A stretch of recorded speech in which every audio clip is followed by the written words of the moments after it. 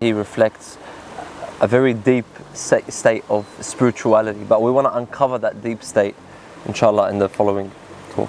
There are a few key points that I want to mention. I'm just going to firstly mention the key points, the headings, and then we're going to go into each one. The first part we want to talk about, and this is crucial to entering Shahr Ramadan, is understanding or developing a strong intentionality and goal setting. What are our intentions, what are our goals?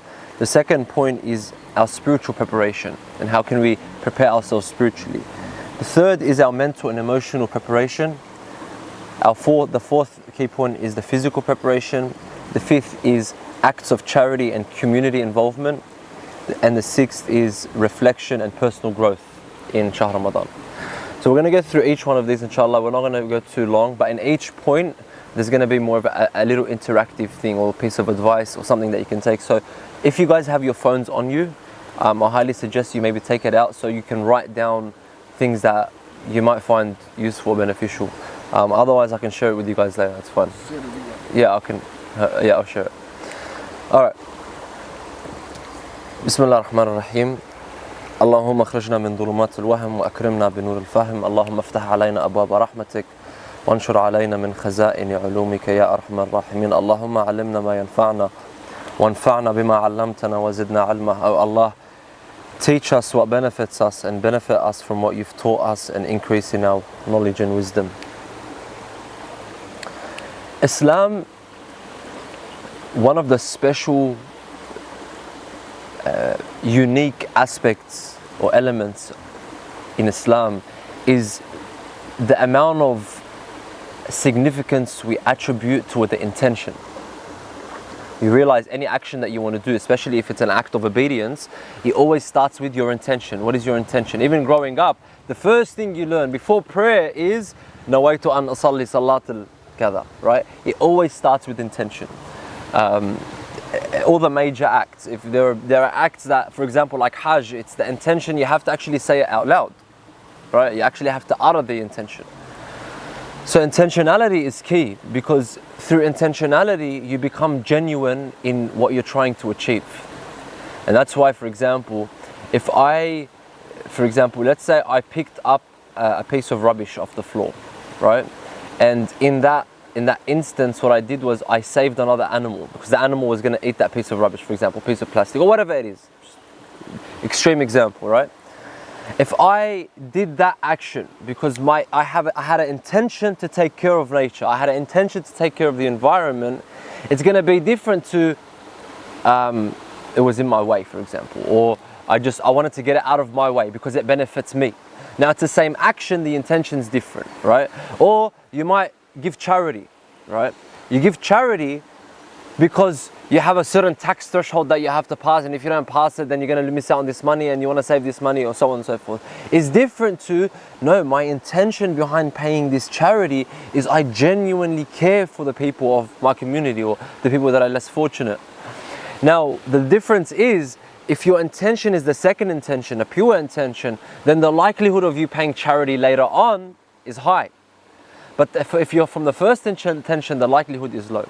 So it's really important when we're entering Shahr Ramadan, we don't enter Shahr Ramadan as it's just something that's just come, it's an obligation and I just have to get it done and dusted, finish my 30 days, and move on with my life. There has to be a strong intention going into this month. And that's why it's beautiful to have the months of Rajab and Sha'ban coming right before Shahr Ramadan. It's a spiritual preparation. It prepares you for this total disconnect. It prepares you for this self-purification. It prepares you for all of these things, right? So, I would like to quickly once again ask you guys, now that, I'm helping you guys pay attention. Now, I'm not telling you essentially everything that I'm going to be discussing today. It's not going to be all new information. A lot of this stuff you already know. What I want to do is I want to bring your attention to it, like in the meditation before, right? You have a head, you have an arm, you have a shoulder. But when I tell you, take a deep breath, and I want you to bring your full focus and attention to your head, to your right arm, to your left shoulder, you realize this level of consciousness or this conscious awareness within you that you're able to do more. So I'm bringing your attention now to having an intention, bringing your attention to setting goals, So you make a conscious effort to create a pure intention. So I want to go around this in a circle real quick and ask you guys, what is it that you want to achieve in Shahr Ramadan? What do you want this month to be for you? What do you want to get out of it? All right? And once again, if you have something to write down, you can note this stuff down. Write it down, and I think it will help you in composing your trajectory moving forward. So, what is your intention? Besides fasting from Fajr to Maghrib? To have a deeper spiritual connection and establish that for future, not just future Ramadan, but in general. Beautiful. Love that. Beautiful. So to develop a spiritual connection that can go beyond Shahr Ramadan. That's a beautiful answer. I want to be able to control my will, control myself, control my will. Discipline myself, Okay.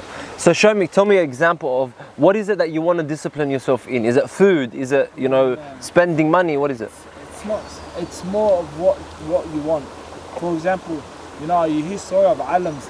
They, even though they'd want something, they'd stop them. Even though it's good for them, they'll stop themselves from getting it just so they don't want to feed the soul. That they don't want to give that mindset to themselves that they can have whatever they want. They want to discipline themselves to stay away.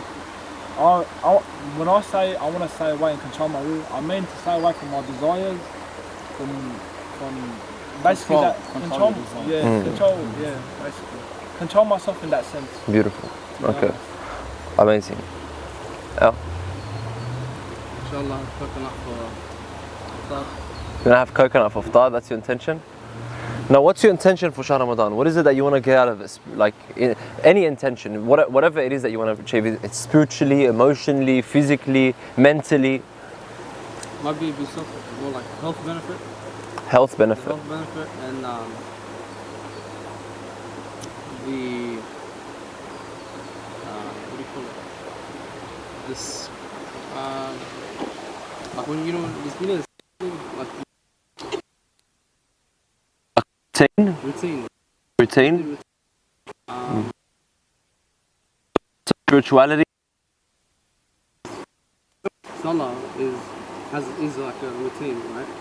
But with Ramadan, it's like a reward for like Maghrib. Expedited rewards that you get in Shahr Ramadan. There's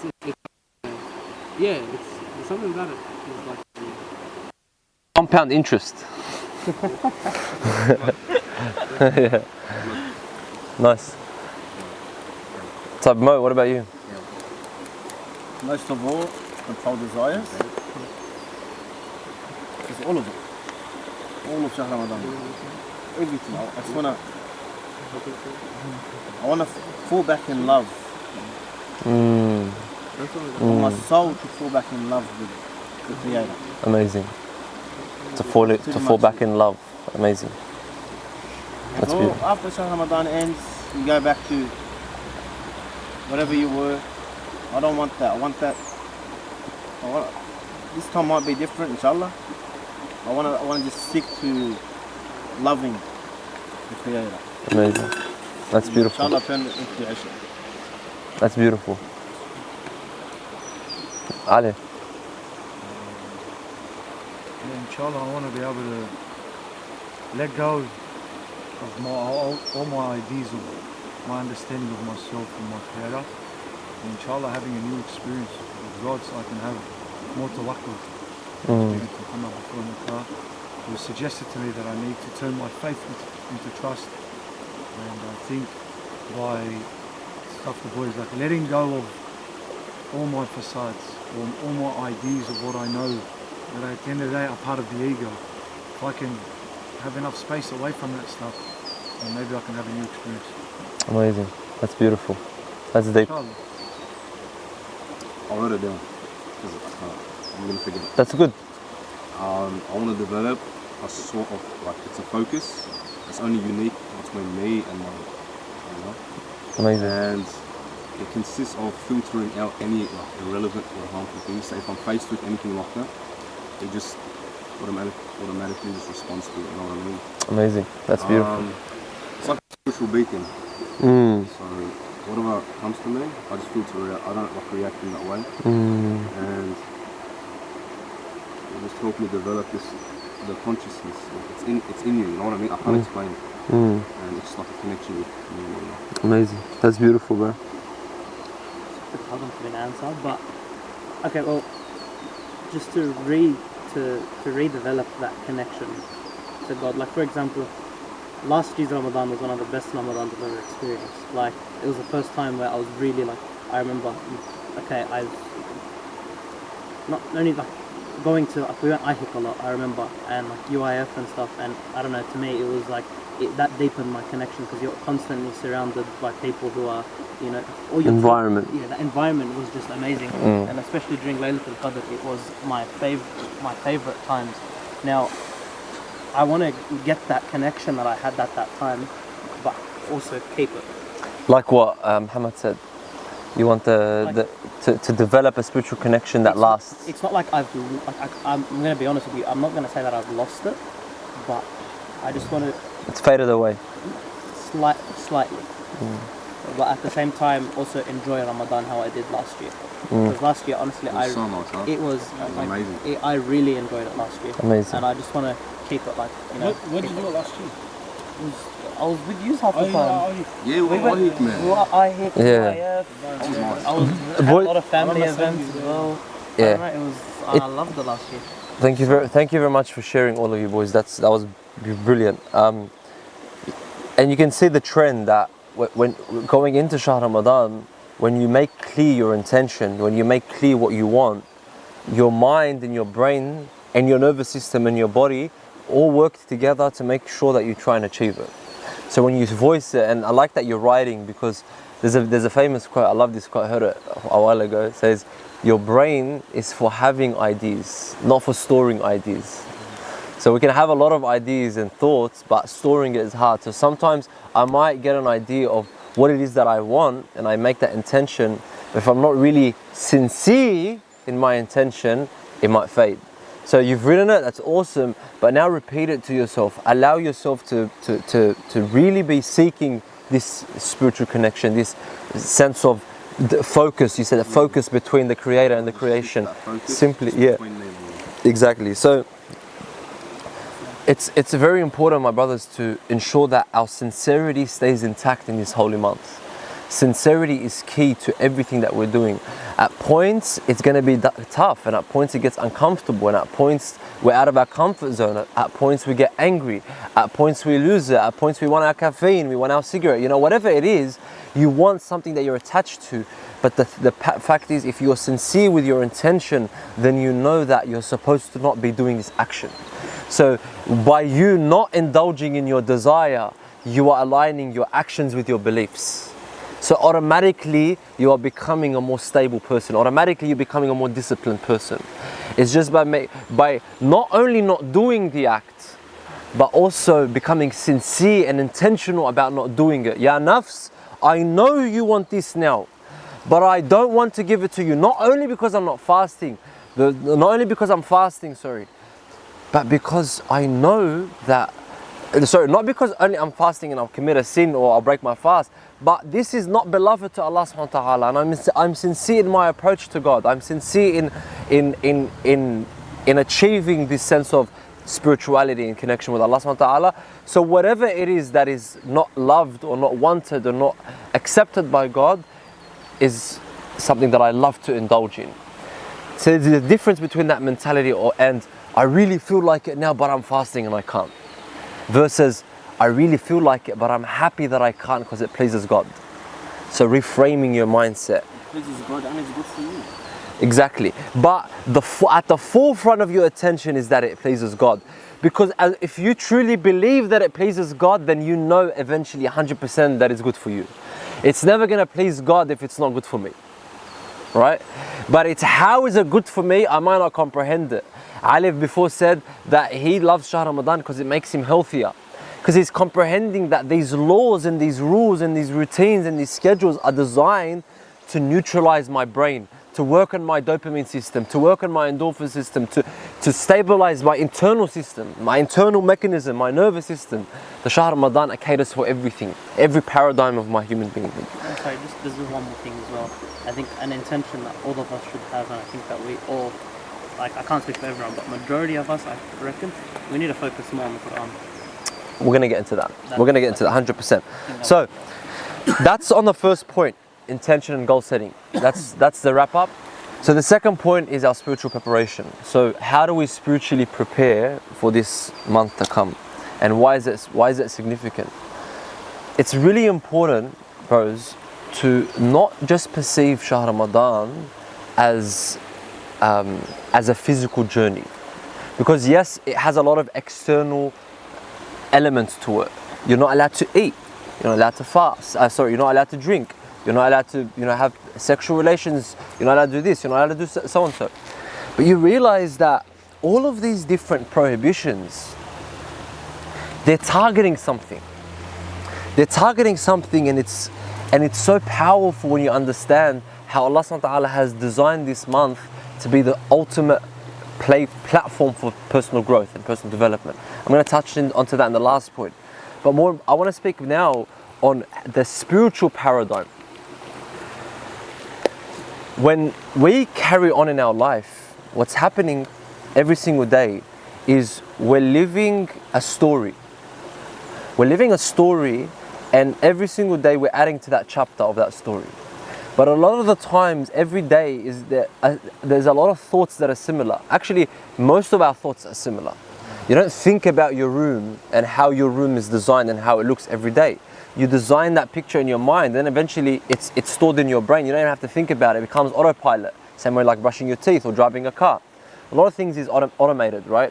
And our brain needs that. It needs to automate information. It needs to automate things so we can function in other places and areas in our life. But when it comes to spirituality, you can't speak about spirituality without acknowledging the deeper sense of the human being. We're no longer talking about a physical sensation. We're no longer talking about an emotional sensation. We're not even talking about mental construct. We're talking about something that's deeply ingrained in the human being. Something that has to be disconnected and disassociated from every other paradigm. The spirit is not from the world of the physical world, right? The spirit is a metaphysical creation, right? So when you're trying to develop a sense of spirituality, it's not something that you get, it's something that you are. It's something that you refrain from. It's the things that you refrain from. It's how you tame your inner self. That's spirituality. So Shahr Ramadan, the significance is that the whole emphasis in this beautiful month is the spiritual development of the human being. We are no longer going to be controlled by our dopamine systems. We are no longer going to be controlled by our endorphins and our serotonin levels. We aren't going to be indulging in our addictions, our food addictions and our cravings and our desires. We're going to cut off all of this because ultimately you're a spiritual being. You don't need it. Even water, which is essential for your being, you don't even need that.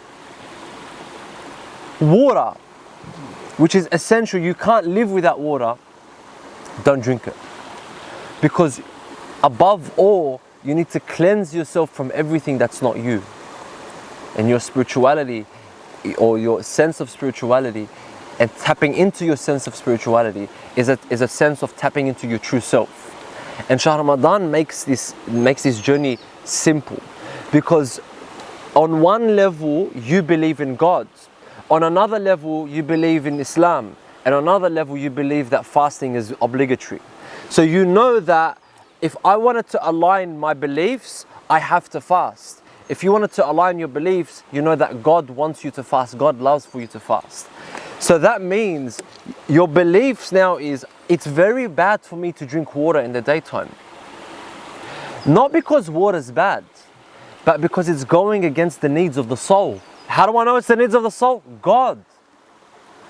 So when you're in that field, what's happening is you're telling your soul, this is tahdhib al-nafs. This is self-purification, right? This is the big jihad, the big internal warfare, where you look and you say, you know what?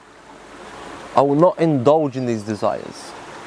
Even if I really want it on one level, doing this thing right now is going to be disturbing, and the alignment between my actions, my values, my beliefs, there's not going to be any alignment. I believe in one thing, but I'm acting in another. So I'm no longer being identified. I no longer have a strong sense of identity. I'm losing my sense of identity because who I believe in and what I believe in is not aligned with what I'm doing.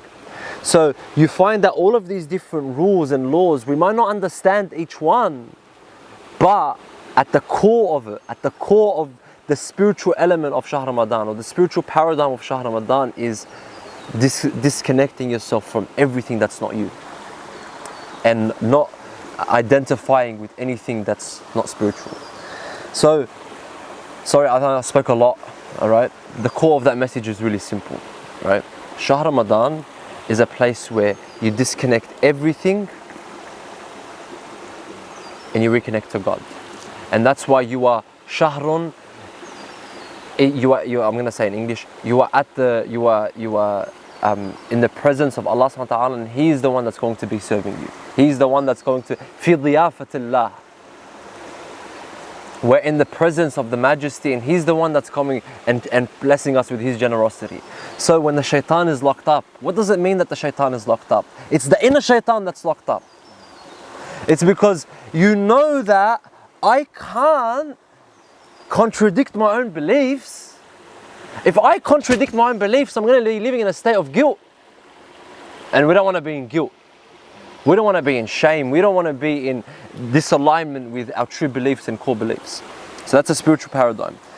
And that's why some people feel more spiritual than others in Shahr Ramadan, because their beliefs about Shahr Ramadan are stronger.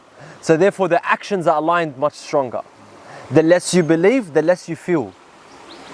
And that's why Laylatul Qadr is powerful. We'll get to that in a minute. Alright?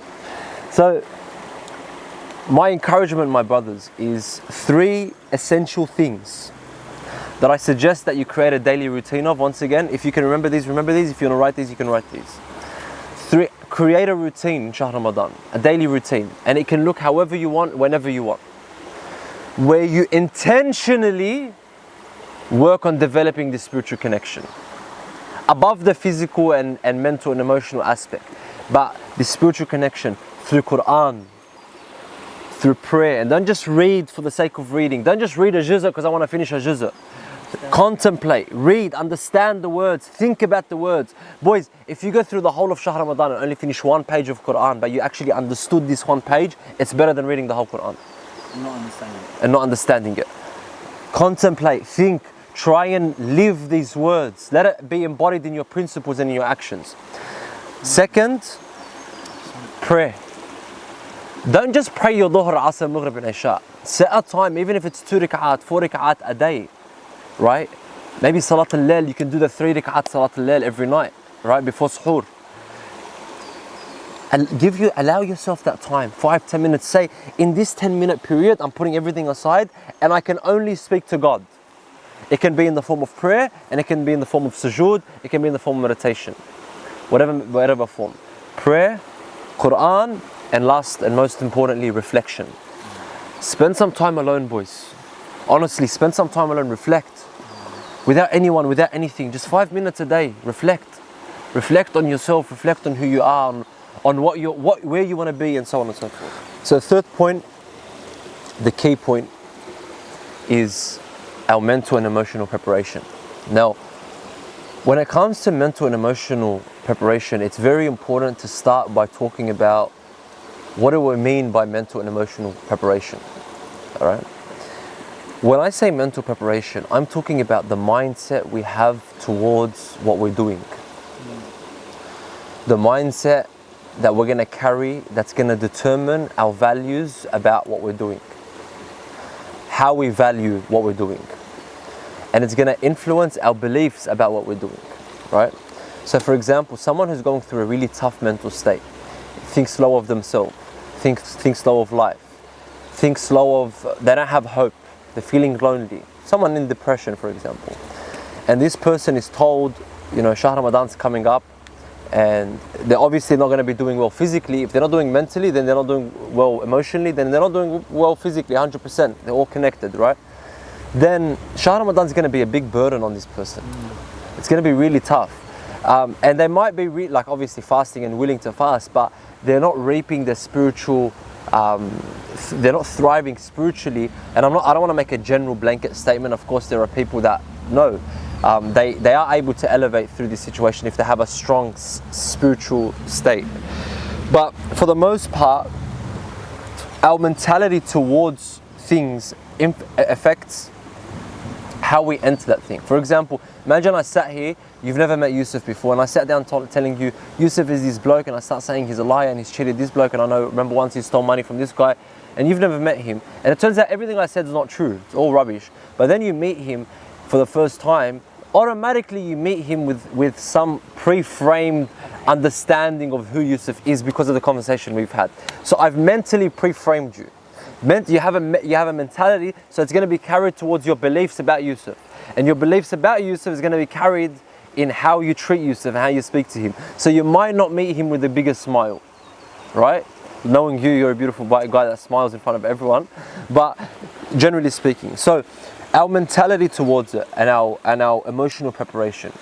Okay, if Shahr Ramadan does anything, if just at not the lowest level, but at a core level, it develops the empathy, patience, and the levels of gratitude in the human being. Because it's only when you are deprived of something that you truly feel or are grateful for its presence. For example, when you're thirsty at 10 o'clock in the morning and you don't have water, and you know you can't drink water, and you try and remember, or for example, who remembers those first 2 or 3 days after Shahr Ramadan, where you're drinking, you were enjoying every sip of water in the morning, every coffee in the morning. It feels illegal. You were enjoying everything 100 times more because you're grateful for it. Then eventually you forget it and it becomes normal, right? Shahr Ramadan it breaks that pattern. It breaks the pattern that we're in. Remember how I told you guys before, we live our life like a story and we're constantly repeating the same story. Shahr Ramadan is different. Everything is different. The whole day is different, right? And the fact that it's different means that you're getting out of the current story that you're in. So you're able to create a new story. That's why Laylatul Qadr is Laylatul Qadr wa Laylatul Taqdir. It's the night that you can create what's to come. It's the night that you create. Sorry? Destiny? Yes, it's the light of destiny. The night that you recreate the image of your year, right? And because you've broken this pattern, you've completely shattered the mental and emotional pattern that you're in. So with the breaking of this pattern, it's important that when you start to adopt these emotional values, this sense of patience, this sense of empathy, this sense of gratitude, to hold on to it, to capture it. Like you said before, to take that with you. Yeah? When you want to take it with you after Shahr Ramadan, you remember in the moment. Sometimes, you know what, when I'm in an uncomfortable sleeping position, so let's say I want to sleep but I'm not really comfortable, you know what I do? I try and visualize myself on a plane. And how do I usually sleep on a plane? Like I'm affin, I've got my legs like this, I'm tall, my legs are hitting the seat, and I still sleep. If I can sleep then I can sleep now. So I reframe, right? Versus, imagine, do you remember the Airbnb that I got with my wife and I was so comfortable? A 5-star? No, I'd imagine that. So looking down, right? So when you're able to empathize with the people that don't have food, to empathize with the people that don't live the luxury that you live, and you can carry that on with you through gratitude and endure it through patience, accept it through patience, live through it with happiness, and frame it like it's the best time of your life. Like this time where I'm so uncomfortable, like Yusuf said before, like every time I'm with you guys, I'm not in my comfort zone, but you still come, and it's still the most enjoyable experience, and it's still the most memorable experience, and you're still loving it and asking for it, although it's your uncomfortable situation, because it's that discomfort that allows you to grow, right? And that Shahr Ramadan is the perfect playing ground for that. So the way it helps us, or Shahr Ramadan helps us create and develop our sense of self-discipline and our control over our emotions and desires is because Shahr Ramadan is when our beliefs, our heart, the throne of the soul, yeah, that's the priority. The priority is that my emotions are no longer a priority. My desires are no longer a priority. Remember, we said the goal isn't to remove our desires. The goal is to control our desires. How do we control our desires? We control our desires by having a belief that's stronger than the desire. My belief in Allah subhanahu wa ta'ala, my belief in the importance of this month, in the importance of every moment of this month, in the days and in the nights. نومكم فيه عبادة. Your sleep is a form of obedience. أنفاسكم فيه تسبيح. That every time you breathe, it's as if you're doing tasbih. There's the elements of Shahr Ramadan, it's beyond any other day, any other week, any other month of the year. So when you utilize it to say, you know what? I've proved to myself that I can control myself. If I can do it in Shahr Ramadan, then I can do it out of Shahr Ramadan. What was the thing that made me do it in Shahr Ramadan and not do it out of Shahr Ramadan? I'm going to give you guys an example.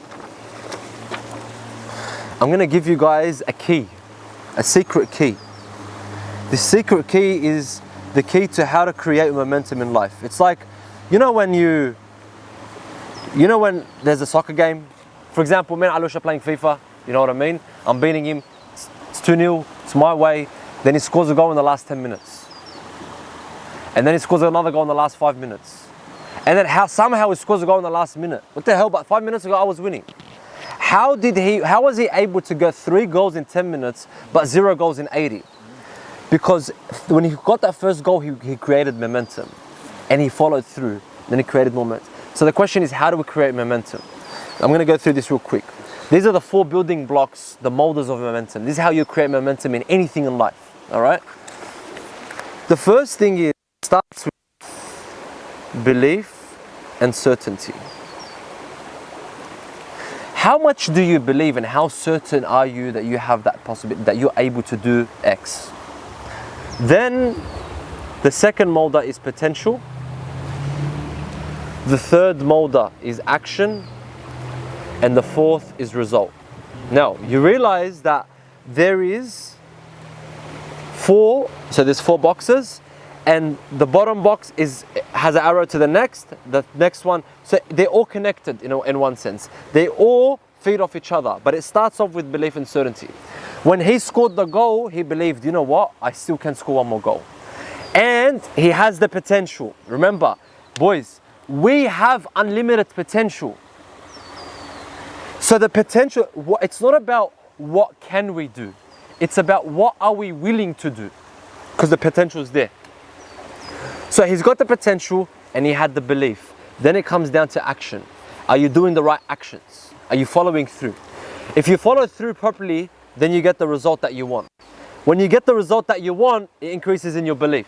When it increases in your beliefs, you increase in your when you increase in your potential, you increase in your action. When you increase in your action, you increase in your result, and it continues. And you created momentum. 3 times. Yeah, and you do that 3 times, you score 3 goals. So that's how you create it. Now, Shahr Ramadan is a perfect playing ground because what's happening is you're realizing I have the potential and I have a strong belief and I'm doing the action and I'm getting the result. Now, if I want to get the same result outside of Shahr Ramadan, I just have to have the same belief. And I reap into the same potential, I do the same action, and I get the same result. So when you see yourself disciplining yourself through desires, the certain desires that you really want this right now. You really want to be comfortable right now. No, I'm going to have a cold shower. But cold, it's uncomfortable. I'm going to have a cold shower. But you can have a warm shower. I am going to have a cold shower.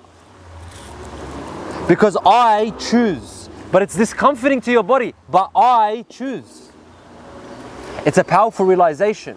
Because you create something internally to say, why the hell am I doing something that I did not choose to do? Or why did I choose to do this? Because once you say choose, now you have control. Once you have control, you can say, I choose not to. And when you choose to, you take responsibility for it and you feel bad. Guilt takes you back. Does that make sense? Is that clear? All right, awesome. So,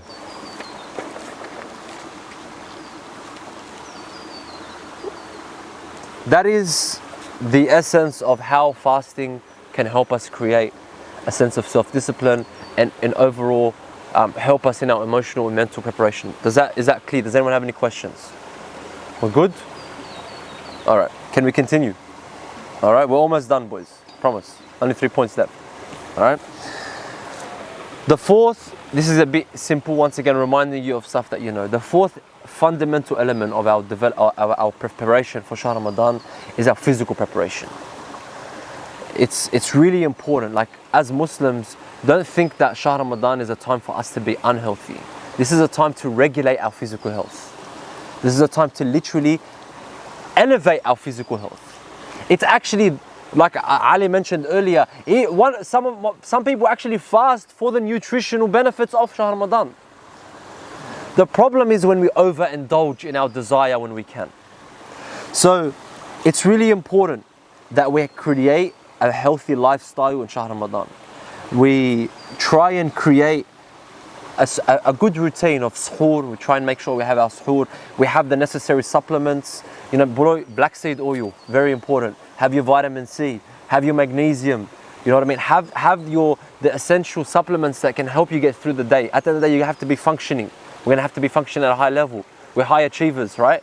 High achievers don't work at a low level. They don't let the world be an excuse. Water be an excuse. Caffeine be an excuse. Food be an excuse. None of this controls us. None of this controls my mentality and my mood. It might for the first 2-3 days, but it's not allowed to. So create a healthy diet and stay hydrated. Drink as much water as you can. Boys, your water bottle is your best friend. Not best friend, it's one of your close mates. Your Quran's your best friend in Shahr Ramadan, but it's a close mate. The water bottle's a close mate. Drink a lot of water. Exercise. And I speak to myself before anyone about exercise, right? Exercising in Shahr Ramadan is crucial. We used to do it. Remember last year we exercised, even COVID, we used to exercise in Shahr Ramadan. But exercise is important. Go for walks, go for runs, even intense training, even before your iftar, just a bit before your iftar even. But try and commit at least 2, 3, 4 times. No one needs to tell you, you're going to be doing your exercise anyway. Bismillah alaik. But this part was just a general reminder for all of us to pay attention to our bodies. Listen to your body. Boys, if you're tired, don't ashar. You know what I mean? If you feel like you're mentally fatigued, you're stressed, relax, calm down. You know, slow down a bit. Have a quiet night at home. Do some reflection. You know, don't use this time as, you know, it's beautiful to hang out with friends. And literally the next point is talking about community involvement and with friends and all that stuff. But also take some time for yourself. Take some time to slow down your mind, right? And listen to your body. See, does it need water? Does it need food? What type of food? Am I having enough protein? Am I having the healthy fats? You know, what is it that I'm doing? Remember, there's a deep connection between our body and our spiritual state. If our body isn't coping well, we're not going to be coping well spiritually, and that's very important. If we're dehydrated, if we're having too much caffeine at night, we're not getting the proper sleep, we're not getting the proper light, mate, you're not going to be feeling spiritual properly. Yeah, it's not going to last. So pay attention to your bodies. The fifth point, key point, and this is actually crucial in Shahr Ramadan, is our community involvement and our acts of charity. Shahr Ramadan is the perfect time to, we said this before, to empathize with others on an emotional level, but to also empathize with others on a practical, materialistic level, to give away from what we have. I want to give you guys an example, boys. This is going to be very powerful. It's really related to this, but it also goes out a bit. I want you guys to imagine your soul. Just imagine, your soul is metaphysical, but just imagine it like a ray of energy, ball of energy. That's its gravitational force is up towards God. Yeah? Is that clear? So you have this ball of energy that's إِنَّكَ كَادِحٌ إِلَىٰ رَبِّكَ كَدْحًا فَمُلَاقِيهِ, that surely you're striving towards God, your soul is yearning for God, and it's trying its hardest to get to Him. But what ties it down against gravity is our connection to worldly things. Our addiction to worldly things, our addiction to materialistic world. The more addictions, the more ropes we've got tied down to the ground. So it's like this ray of energy is tied down to this rope, tied down to this rope, tied down, and it's fighting to go up, but it's tied down. The more ropes you have, the more tied down it is. The more you give, the more you release these ropes. When you own too much, when you give too little, you forget that you aren't these ropes. You get too attached to the worldly things that you have. You get too attached, and what happens, boys, our reticular activating system is a part in our prefrontal cortex that basically tells us, it latches on to things that we think are important and relevant to us, right? 2022, the past 3 Shahr Ramadans. And I want you to try and remember who you were at each one of these stages, in the beginning and at the end, beginning at the end, who you are today. Right? I want you to try and look and visualize and understand who you were and who you became and who you are. And then ask yourself another question. Who do you want to be? Boys, at the end of this Shahr Ramadan, who do you want to be? I am inviting you to create a new person, to create a new you, an updated version of you, the best version of yourself. Learn every single day from yourself, to benefit yourself, to become a better version of yourself. Letting Shahr Ramadan be the university, your own personal university. You look at year 1, year 2, year 3. These 3 years, what did I learn and how do I grow from it? And if I didn't, why didn't I? What is it going to take for me to be different? We said that Shahr Ramadan's it's like cheating. Personal development in Shahr Ramadan is cheating. It's literally a cheat code, because our beliefs are aligned with our thoughts and our emotions and our values and our desires. Probably not with our desires, but our desires are tamed by all of them, right? And so we're able to literally become whoever we want. It's in our hand, we're able to grasp it. It's just about taking it. It's about making the decision. You know, for example, you struggle with waking up for Fajr every day, usually. Shahr Ramadan, you're going to anyway. You're going to wake up every day. You're going to have your suhoor every day. Make it a habit. Make it something that becomes like brushing your teeth. You don't even have to think about it. It's not even no longer a question. You don't even need to put an alarm after Shahr Ramadan. It's just so infused in your body. Personal growth in Shahr Ramadan is essential. And the fact that all of these internal mechanisms, our dopamine system, like we mentioned before, our serotonin system, all of this stimulation, overstimulation, our addictions is all slowed down. We're able to now take the reins of the fitrah. Remember what we said? The fitrah and the horse. You want to let the fitrah take the reins. Don't let the horse, don't let the tabi'ah just go. Don't let the animalistic desire and your animalistic human nature take control. Don't forget you're a spirit. That's what you are. That's who you are. Tame this internal body. Tame this internal kingdom. Right? And I would like to conclude all of this with 2 points. Inshallah, I'm going to end it there. Number 1 is I encourage every one of you, and I've said this a million times, but I'm going to say it for one last time, hopefully you guys grasp it. Keep a journal. Keep a journal. It doesn't have to be a written book. It can be on your phone. It can be anywhere. Just write down every day your progress, your intentions, your changes, what you're grateful for, what your thoughts, your reflections. The ayah in the Quran that you read that you maybe didn't understand, or you didn't understand, or you researched, write it down. Write down in a journal. Keep it for every day of this month that's coming. Write down, journal it. This is a journey. Appreciate the journey. Boys, I have a journal I can look back at. I can look back at the 23rd of October of 2020. And I can see what I was feeling, how I was doing, what I was doing that day, what I was grateful for, what was my favorite hour, and what I was thinking. All of it in 2-3 pages. I've written it. You know how beautiful and empowering it is to be able to look back at my past and say, I have achieved everything that I wrote down on these goals. I can go over all these goals and tick them. I actually achieved it. Do you think you need drugs for dopamine? That's dopamine right there. Looking at the fact that I set goals and I achieved them years later.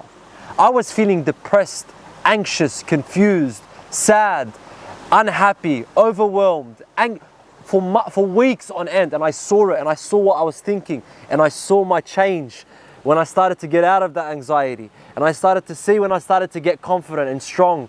I see it, it's on my papers, it's in my book, it's in my journey. Have that, you all deserve that. And it doesn't take much time. All it takes is, oh soul, you are the king. I am forcing you every day from this time to this time to pick up a book and write. Or pick up my phone and write. And the second thing is, 6. I encourage you, this is the final thing, to have accountability partners. Find someone here in this group or someone that you want, maybe outside of this group, anyone that you trust, and tell them, I want you to hold me accountable for who I want to become. So whether it's every day you call each other or every week you call each other and ask them, how are your goals? How are you doing? Are you doing what you're saying you want to be doing? Are you achieving the things that you want to achieve? Are you working as hard as you want to work? Hold yourself accountable, hold each other accountable, and watch the transformation happen. أقول قولي هذا وأستغفر الله لي ولكم والحمد لله رب العالمين وصلى اللهم على سيدنا محمد وآله الطاهرين. اللهم صل على محمد وأنتم المحسنين.